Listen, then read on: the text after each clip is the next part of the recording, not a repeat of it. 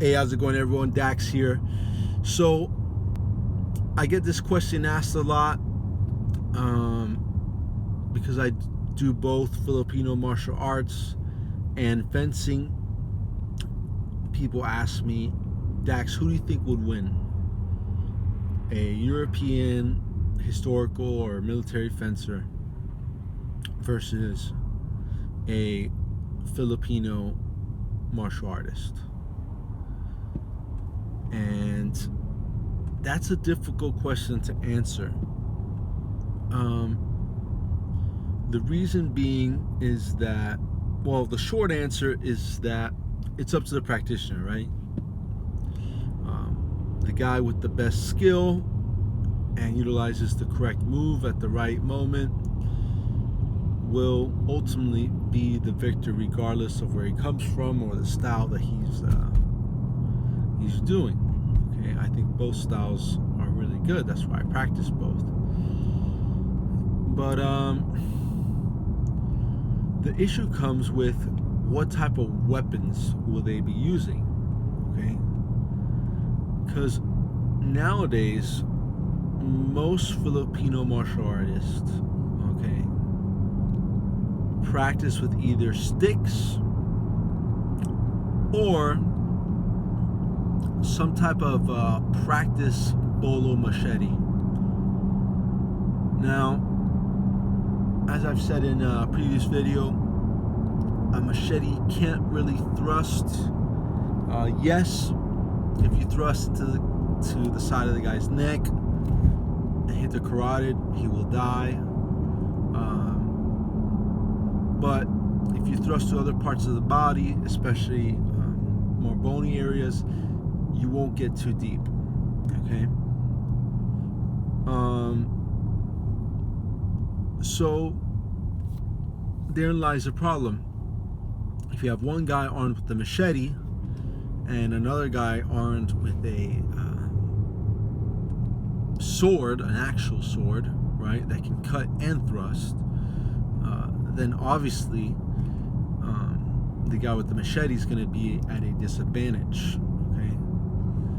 But if you give the guy who does Filipino martial arts an actual Filipino sword, okay, like a kampilan or a gayang or something to this effect, even a klewang, an Indonesian klewang from Silat.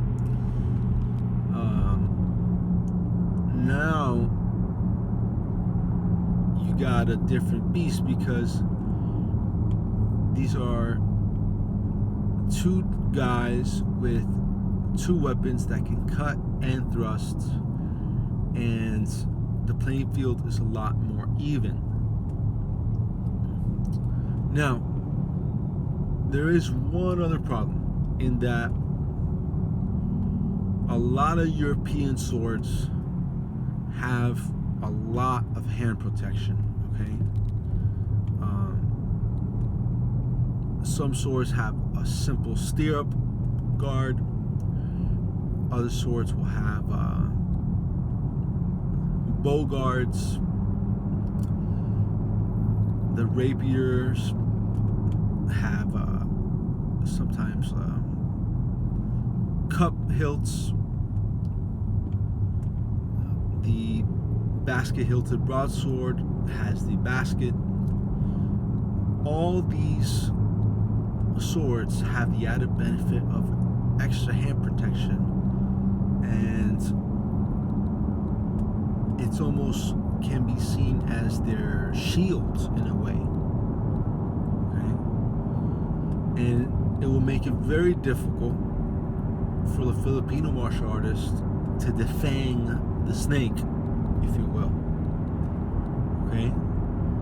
Which means cutting to the hands. Because the guy who's doing military fencing is going to have extra hand protection. But there is Filipino swords that do have some hand protection, mainly the Filipino soror. Filipino soror is a badass weapon. It can cut It can thrust. It's an actual sword. It's not a machete. And its equivalent would be like either a hanger or a short saber from European martial arts. So now, if you get a guy